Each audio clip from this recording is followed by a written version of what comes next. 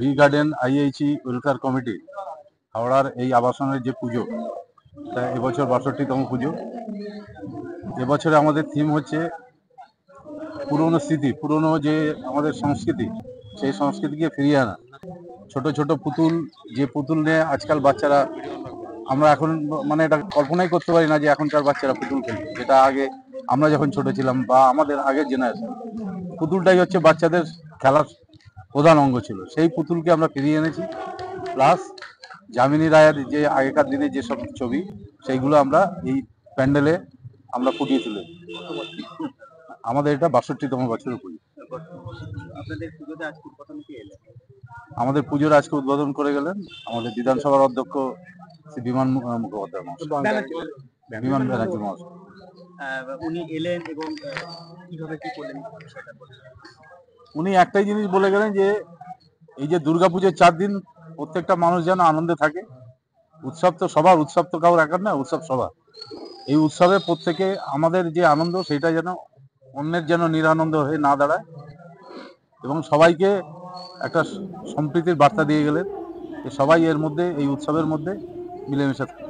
এই যে থিম করেছেন, যে ভাবনা চিন্তা নিয়ে, তার সঙ্গে প্রতিমার কোনো সামঞ্জস্য রাখছে, প্রতিমাকে সাজিয়ে জানাই যাচ্ছে। আমাদের এই প্রতিমার সঙ্গে আমাদের এই প্যান্ডেলের এটা কোনো সামঞ্জস্য রেখে হয়নি। প্রতিমার কাজটাই আলাদা, প্রতিমার পুরো বিষয়টাই আলাদা। আপনার নাম? আমার নাম কিট্টু ঘোষ। কমিটির আমি কমিটির সাধারণ উপদেষ্টা। পুজো নিয়ে বাংলা বঙ্গবাসীকে কি বলবেন? দেখুন, সমস্ত বঙ্গবাসী তার উৎসবের দিকে ফিরেছেন। এটা অত্যন্ত আনন্দের। সারা বছর আমরা প্রতীক্ষা করে থাকি যে কবে আমাদের দুর্গাপুজোর 4-5টা দিন সবাই মিলে একত্রিত হতে পারবো। আজকে আমি এখানে এসেছি, আমার অত্যন্ত ভালো লাগছে, এবং আমি সমস্ত পশ্চিমবঙ্গের বাসীকে সবাইকে দুর্গাপুজোর শারদ অভিনন্দন জানাই। সবাই সুস্থ স্বাস্থ্য কামনা করি এবং আশা করি সবাই ভালো থাকবে। দাদা, যে চলছে এখন, বিরোধী বারবার করে বলছেন যে যে কার্যকর ঘটনা বা প্রশাসন নাকি ধর্ষকদের আড়াল করছে, পুলিশ প্রশাসনের একটা কাঠগড়ায় দিচ্ছে। অদ্ভুত কথাবার্তা। দেখুন, এই কথার কোনো জবাব হয় না। সবাই রাস্তায় নামিয়ে বলছেন বিচার চাই, বিচার। রাস্তাঘাটে বিচার পাওয়া যায়? আমি সত্যি কথা, আমি অনেকের কাছেই বলেছি, অনেক সাংবাদিক বন্ধুদেরও বলেছি যে আপনারা তো বলছেন বিচার চাই, বিচারটা কোথায় পাবেন? রাস্তায় দাঁড়িয়ে চিৎকার করলে তো বিচার পাওয়া যাবে না, এবং বিচারের একটা আলাদা প্রক্রিয়া রয়েছে, সেই প্রক্রিয়াটা সম্পূর্ণ করতে দিতে হবে, তাছাড়া বিচার পাওয়া যায় না। মাননীয় মুখ্যমন্ত্রী তিনিও বলেছেন দোষীদের শাস্তি দেওয়া হোক। রাজ্য সরকার কোনোদিন প্রশ্রয় দেয়নি যারা এইসব কথাবার্তা বলছেন। এবং বিধানসভার অধ্যক্ষ হিসেবে আমি এটুকু বলতে পারি, এই নিয়ে অনেক আলোচনা হয়। মুখ্যমন্ত্রীর বিবৃতি তো আমরা শুনেছি, তিনি বিধানসভায় একাধিকবার বলেছেন যারা দুষ্কৃতে কাজকর্মের সঙ্গে যুক্ত তাদের সরকার কোনো রকমের প্রশ্রয় দিচ্ছে না।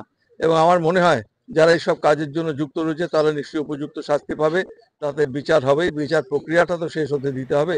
চিৎকার করে বললেই তো হবে না যে বিচার চাই, বিচার পাওয়া যাবে, এভাবে হতে পারে না। বিচারের একটা প্রক্রিয়া আছে, সেটা শেষ হতে হবে। ওটা ওদের ব্যক্তিগত ব্যাপার, এই ব্যাপারে আমি কোনো মন্তব্য করবো না। ডাক্তারবাবু যেটা ভালো মনে করেছেন, তবে আমি মনে করি ডাক্তারবাবুদের পরিষেবা দেওয়া উচিত। আমার কাছে অনেক রুগীরা আসেন যারা অনেক দূর থেকে আসেন, তাদের গরিব মানুষ, তাদের একটা অ্যাম্বুলেন্স ভাড়া করে হাসপাতালে নিয়ে যাওয়া এবং সারাদিন অপেক্ষা করে চিকিৎসা না পেয়ে আবার ওই অ্যাম্বুলেন্সে ফিরে যাওয়া, দ্বিতীয়বার তাদের ওখানে হাসপাতালে আসার ক্ষমতা হয় না। এটা ডাক্তারবাবুদের বুঝতে হবে। আমার মনে হয় ওরা নিশ্চয়ই বুঝতে পেরেছেন, পরিষেবা দেওয়া শুরু হয়েছে। আমি আশা করি আগামী দিন স্বাভাবিক পরিষেবা দেওয়া শুরু হবে এবং সবাই উৎসবের দিনে মুখর হবেন। আমি চাই তারাও উৎসবমুখী হন, এইটাই আমি তাদের কাছে অনুরোধ করব। কিছু শিল্পীরা আওয়াজ তুলেছিলেন যে উৎসবে না, তারা কিন্তু বিভিন্ন উৎসবে আবার তারা যোগদান করছেন। আরে কি আপনারা এই কথা কেন বলছেন? আমি বারুইপুরে দেখেছি, ছবি দেখাচ্ছে যারা বিচার চাই, বিচার যে উৎসব বয়কট করুন, তারা পুজোর বাজার করতে গেছে, তাদের সাংবাদিকরা ধরেছে, তারা মুখ লুকিয়ে দৌড়ে পালিয়ে গেছে।